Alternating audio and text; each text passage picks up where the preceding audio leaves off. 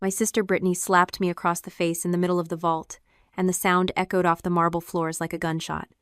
I didn't flinch. I didn't cry. I just stood there, my hand still clutching the velvet box containing the vintage sapphire necklace I had saved 5 years to buy.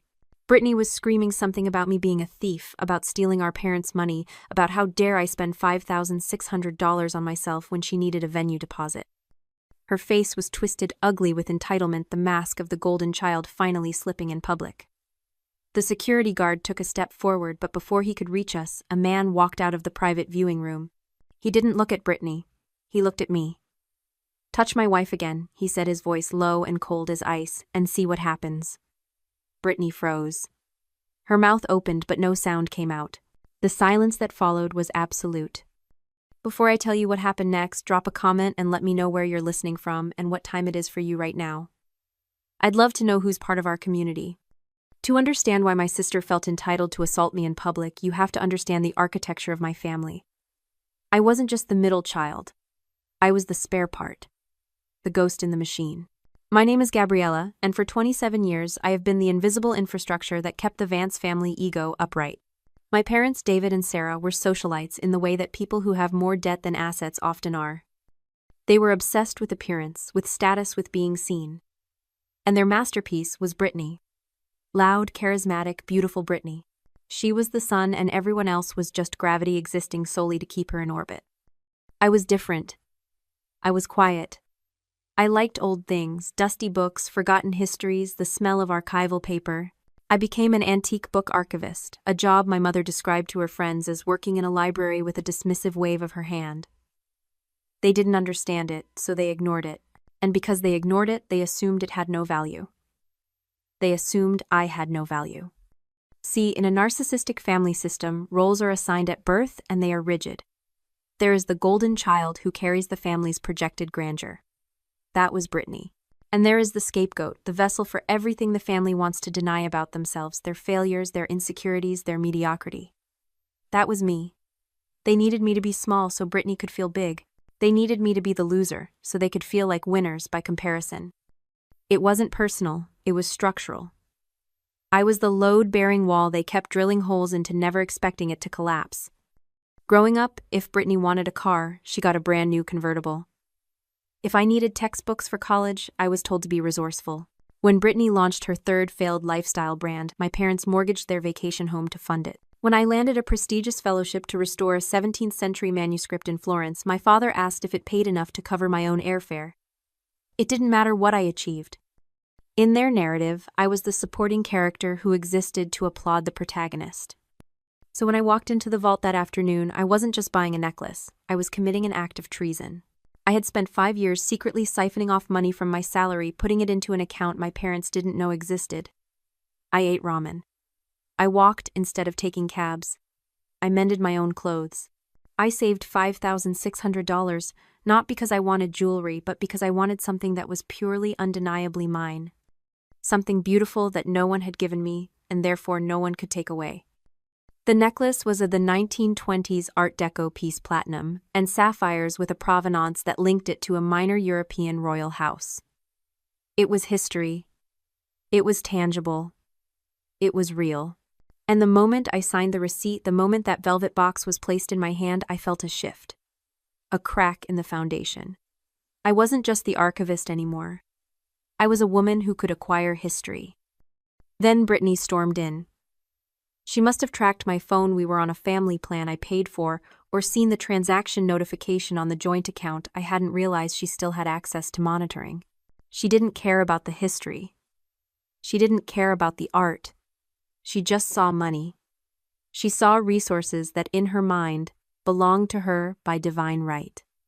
"You selfish little brat," she had shrieked, her voice shrill against the acoustic perfection of the showroom. "Mom and Dad are refinancing the house for my engagement party, and you're buying jewelry. Give it to me, we can return it." She reached for the box. I pulled it back. That was when she slapped me. It wasn't a slap of passion, it was a slap of ownership. It was a correction, a reminder of my place. But then Christian stepped out of the shadows. Christian Vance. I knew who he was instantly.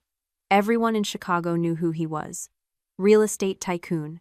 A man who bought skylines and sold them for sport. He was 34, terrifyingly intelligent, and rumor had it utterly heartless. He stood there in a bespoke suit that cost more than my entire wardrobe, looking at Brittany like she was a stain on his shoe. "Touch my wife again," he said, and the air left the room. Brittany stammered, her hand falling to her side. "Wife? She's my sister. She's not married. She's nobody." Christian didn't blink. He walked over to me, his movements fluid and predatory. He placed a hand on the small of my back, a touch that was firm, possessive, and shockingly warm. He looked down at me, and for a second I saw something in his eyes. Not romance. Calculation. "Security," Christian said, his voice barely raised but commanding absolute obedience. Two men in dark suits materialized from the corners of the room. "Remove this woman. If she returns, call the police and file charges for assault." "You can't do this," Brittany screeched as the guards took her arms. "Do you know who I am? I'm an influencer. I'll ruin you." Christian looked at her with mild amusement. "You're a noise complaint. Get her out." They dragged her out. The heavy glass doors swung shut, cutting off her screams. Silence rushed back into the room, heavy and thick. I stood there trembling slightly, Christian's hand still on my back. I waited for him to laugh. I waited for him to tell me it was a joke or a mistake, or that he had confused me with someone else. Instead, he turned to the store manager, who was looking pale and terrified behind the counter. "Give us the room," Christian said. The manager nodded and disappeared into the back office. We were alone. I looked up at him. "I'm not your wife," I whispered. "I know," Christian said. He dropped his hand from my back and stepped away, the warmth vanishing instantly. His face settled into a mask of professional indifference. "But you could be. For tonight?" I stared at him. "What?" "I was in the viewing room," he said, pacing slowly around the display case. "I heard you earlier. Before your sister arrived. You were correcting the appraiser on the provenance of that necklace. You noted the hallmark was pre-war Austrian, not French, and you identified the specific workshop in Vienna. You were right, by the way. He was wrong." I blinked. I read a lot. It's my job." "Your job is details," Christian said. "You notice things. You remember things. You understand history not as a list of dates, but as a series of transactions and leverages." He stopped pacing and looked at me. "I need that." "You need an archivist." "I need a partner," he corrected. "Tonight, I am closing a deal on the Blackwell building. It's a landmark property. The seller is an 80-year-old eccentric who refuses to sell to developers. He hates modern money. He hates people who don't understand the soul of architecture. He thinks I'm just a suit with a checkbook." Christian leaned against the counter, crossing his arms. "I need someone who can walk into that gala tonight and speak his language. Someone who can look at a cornice and tell him the history of the stone. Someone who is quiet, observant, and unimpressed by noise." He paused, his eyes scanning my face. "Someone exactly like you." "And the wife part?" I asked, my voice stronger now. "The seller is traditional," Christian said. "He trusts family men. He doesn't trust bachelors. If I walk in there with a fiancé who appreciates history as much as he does, I get the building." He reached into his jacket pocket and pulled out a folded document. He slid it across the glass counter toward me. "Standard non-disclosure agreement. And a consulting contract. 1 night, 4 hours of work. You play the part. You charm the old man with your brain, not your body. You help me close the deal." I looked down at the paper. "And what do I get?" Christian didn't hesitate. $250,000. The number hung in the air. $250,000. That was 5 years of my salary. That was freedom. That was a new life. That was enough to never have to answer a text from my mother again. "Why me?" I asked. "You could hire an actress, you could hire a historian." "Actresses overact," Christian said. "And historians bore people. You have something else. I watched you with your sister. You didn't scream, you didn't cry. You held your ground. You have dignity. That's rare. And frankly," he gestured to the necklace box in my hand, "you have expensive taste for a librarian. I assume you could use the capital." Archivist the First corrected automatically. Christian smiled. It wasn't a warm smile, but it was real. See details. Do we have a deal, Gabriella? I looked at the contract. I looked at the door where my sister had just been dragged out. I thought about the years of being the spare part, the years of being invisible. And I realized that for the first time in my life, someone was offering to pay me for exactly who I was. Not for my silence, but for my mind. I picked up the pen. Do I get to keep the necklace? If you sign, Christian said, I'll buy you the matching earrings. I signed. Good, Christian said, taking the paper back. Now let's go. We have 3 hours to turn you into Mrs. Christian Vance. And Gabriella. He paused, looking me dead in the eye. Tonight, you are not the shadow. You are the main event. Act like it. The transformation wasn't magic. It was logistics. Christian's team moved with the efficiency of a pit crew. Within 2 hours, the archivist in the cardigan was gone. In her place stood a woman wearing a structured emerald silk gown that cost more than my parents' car. My hair was swept up, exposing the line of my neck and the sapphire necklace that now felt heavy like a badge of office. When I looked in the mirror, I didn't see a princess. I saw a weapon. Christian didn't compliment me. He inspected me. Adequate, he said, checking his watch. Let's go.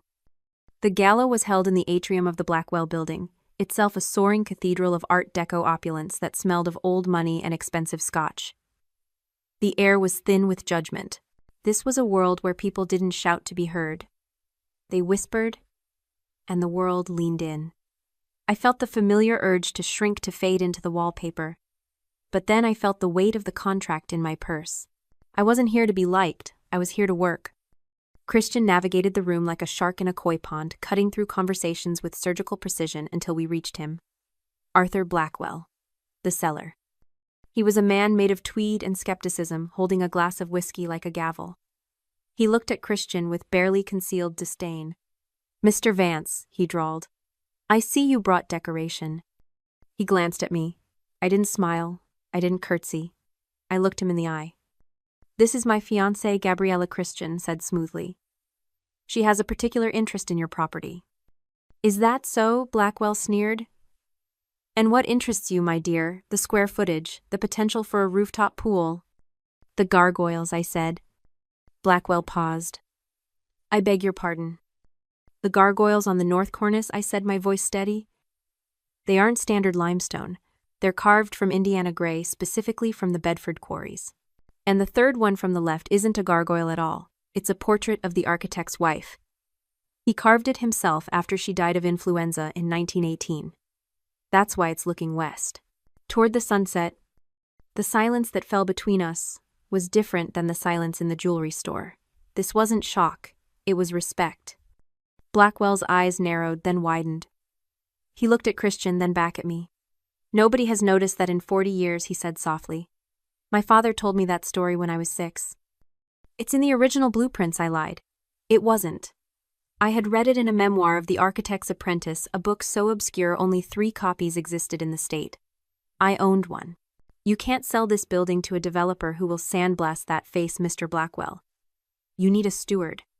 Christian understands that preservation isn't just about keeping the walls standing. It's about keeping the stories alive. I slipped my hand into Christian's. His grip tightened. Blackwell stared at me for a long moment. Then the ice in his eyes cracked. He let out a bark of laughter. Indiana gray. Well, I'll be damned. He turned to Christian. You didn't tell me she was a scholar, Vance. I thought you just hired a model. Gabriella is the historian of the family, Christian said, his voice filled with a pride that sounded terrifyingly genuine. I just signed the checks. Bring the papers, Blackwell said, draining his glass. Let's get this done before I realize how much I hate you again. An hour later, we were in the back of Christian's town car, the signed deed resting on the leather seat between us. The city lights blurred past in streaks of gold and red. The adrenaline was fading, leaving a cold, sharp clarity in its place. I had done it. I had played the part. I had earned my fee. You lied, Christian said, breaking the silence. About the blueprints. I improvised, I corrected. The story was true. The source was different. You closed a $100 million deal with a story about a stone carving. He turned to look at me. The streetlights cast shadows across his face, making him look less like a tycoon and more like a man who had just discovered fire. You are wasted in a library, Gabriella. It's an archive, I said, automatically. And my contract is done. You can drop me at my apartment. No. I frowned. Excuse me. I don't want a fake wife anymore, Christian said. I want a head of historical acquisition. I buy old buildings. I need someone who knows what they're whispering. I need someone who can walk into a room and weaponize history. He picked up the deed, weighing it in his hand. Full-time, benefits, equity, and a salary that makes the $250,000 look like a retainer. I looked at him. I thought about my parents, who were probably right now complaining about my selfishness to anyone who would listen. I thought about Brittany, who had never read a book she hadn't been assigned. I thought about the small, quiet life I had built as a fortress against their noise. I'm expensive, I said. Christian smiled. It was the first time I had seen him smile for real. I can afford you.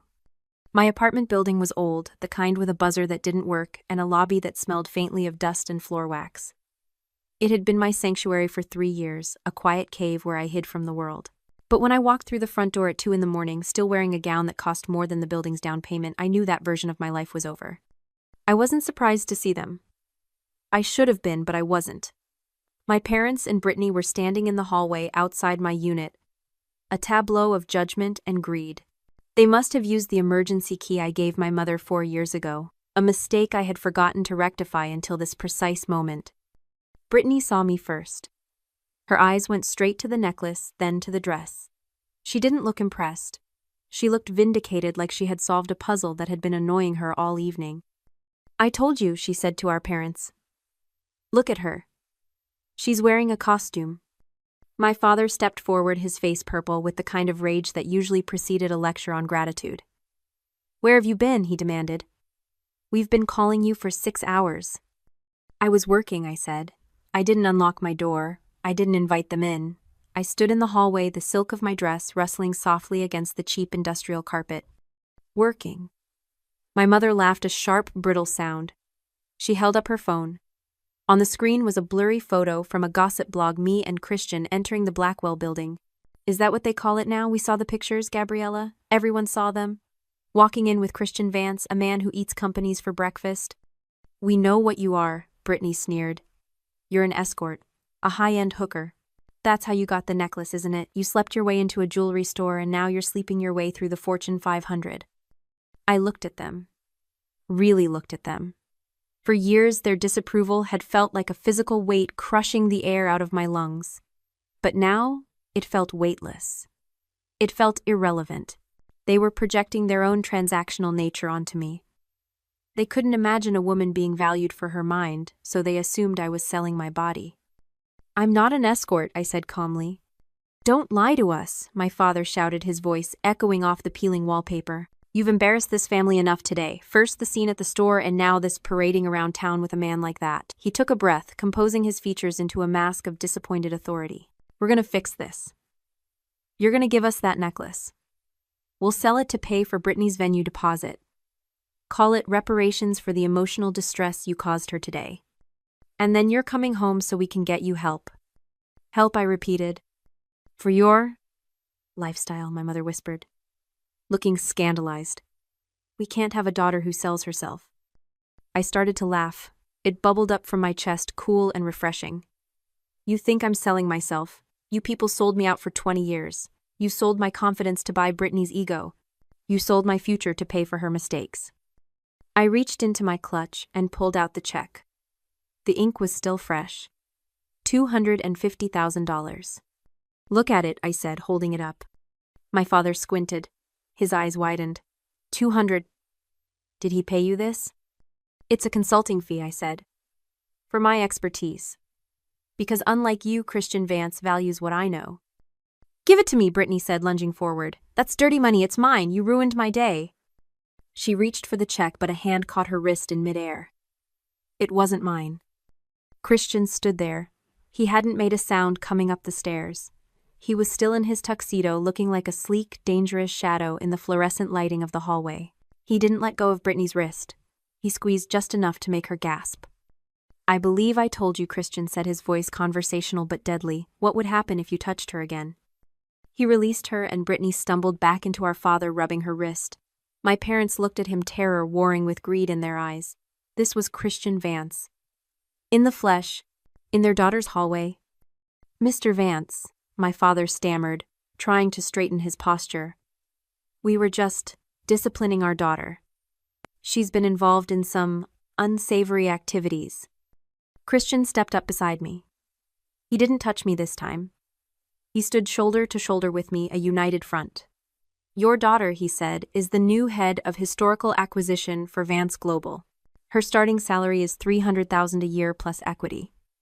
She just closed a deal that your entire net worth couldn't cover the tax on. My mother made a choking sound. Head of. But she's a librarian. She's an architect of history, Christian corrected. And she is done with you. He reached into his jacket and pulled out a white envelope. He handed it to my father. What is this? My father asked, his hands shaking. A cease and desist order, Christian said. Regarding the assault in the jewelry store earlier today, we have the security footage. We have witnesses. If any of you contact Gabriella again, if you call her, text her, or show up at her home, I will file criminal charges for assault and battery against your other daughter. And I will sue you for harassment. Christian leaned in, his voice dropping to a whisper that carried more threat than a scream. And I have better lawyers than you. I have better lawyers than God. Do not test me. My father looked at the envelope, then at me. He looked small. For the first time in my life, I realized he wasn't a giant. He was just a mediocre man who had bullied a child to feel tall. Gabriella, my mother pleaded, her voice trembling. You can't let him do this. We're your family. I looked at them. I felt the weight of the check in my hand, the weight of the necklace on my skin, and the weight of the man standing beside me who had seen my worth when they refused to. Family doesn't steal from you, I said. Family doesn't hit you. And family doesn't wait in hallways to ambush you. I unlocked my door. Get out of my building. If you're still here in 5 minutes, Christian calls the police. I didn't wait for their answer. I walked into my apartment and held the door open for Christian. He stepped inside. I shut the door on their faces, and the click of the deadbolt was the most satisfying sound I had ever heard. The silence that filled the apartment after the deadbolt clicked was heavy, but it wasn't empty. It was full of oxygen.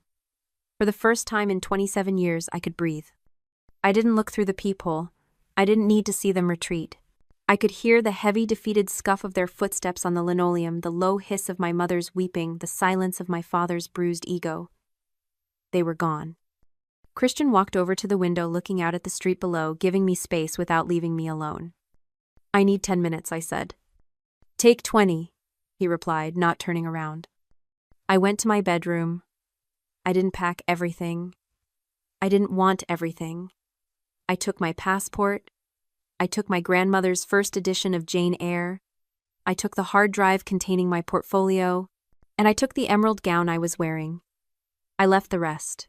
The second-hand furniture, the clothes I had bought to look invisible, the photos of a family that smiled only when the camera was on, I left it all. It belonged to a woman who didn't exist anymore. There is a lie that society tells you, a sticky, sentimental trap that says you cannot divorce your biology. They say family is forever. They say blood is thicker than water. But they forget the full quote, the blood of the covenant is thicker than the water of the womb. The bonds you choose are stronger than the bonds you inherit. For years I had treated my bloodline like a debt I could never pay off. I thought if I just gave enough money, enough silence, enough compliance, they would finally release me. But toxic families don't release you. They consume you. You cannot heal in the same environment that made you sick. You have to amputate. I walked back into the living room with my single bag. I took the spare key off my ring and set it on the counter. It made a sharp clink against the cheap laminate. That sound was the period at the end of a very long, very sad sentence. Ready? Christian asked. I touched the sapphire necklace at my throat. It didn't feel like a costume anymore. It felt like armor. Ready. We walked out of the building and into the cool Chicago night. The town car was waiting. I didn't look back at the window. I didn't look for their car. I got in, and as we drove away watching the city skyline expand before us, I didn't feel loss. I felt lighter than air. 6 months later, I was in Vienna. The project was a restoration of a Habsburg-era library, a massive undertaking that required navigating government bureaucracy, historical societies, and structural engineers. It was the kind of job I used to dream about while shelving paperbacks. Now it was my Tuesday. I was standing on the scaffolding examining a fresco when my phone buzzed. I checked it. It was a text from an unknown number, but I knew the area code. I knew the syntax. Gabriella, please. Dad's blood pressure is bad. The foreclosure is moving forward. We just need a small loan. We're family. Don't you miss us? I looked at the words. I remembered the slap in the jewelry store. I remembered the ambition in my mother's eyes when she thought I was selling myself. I remembered the silence of my childhood. I didn't feel anger. Anger is a connection. I felt nothing. Just the cold, clean distance of a stranger. I didn't reply. I didn't block the number. I simply deleted the message. Everything all right, Miss Vance? My assistant asked from the floor below. I hadn't taken Christian's name in marriage, but in the industry, everyone knew I was the architect of his acquisitions.